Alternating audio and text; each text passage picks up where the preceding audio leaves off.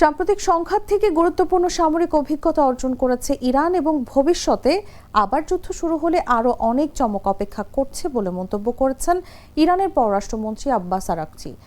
ইরানের পররাষ্ট্রমন্ত্রীর এই মন্তব্য এমন সময় এলো যখন ডোনাল্ড ট্রাম্প তেহরানকে চুক্তিতে পৌঁছাতে 2 থেকে 3 দিন সময় দিয়েছেন। এদিকে মার্কিন ভাইস প্রেসিডেন্ট জেডি ভ্যান্স বলেছেন, ওয়াশিংটন ও তেহরানের আলোচনায় অনেক অগ্রগতি হয়েছে। অন্যদিকে ইসরায়েলের হামলায় দক্ষিণ লেবাননে অন্তত 9 জন নিহত হয়েছেন। গত 2রা মার্চ থেকে ইসরায়েলি হামলায় মোট নিহতের সংখ্যা বেড়ে দাঁড়িয়েছে 3042 জনে। এছাড়া গাজাগামী গ্লোবাল সুমুদ ফ্লোটিরার আরও একটি নৌযান আটক করেছে ইসরায়েলি বাহিনী। এ নিয়ে এখন পর্যন্ত 61টি নৌযান আটক করা হলো।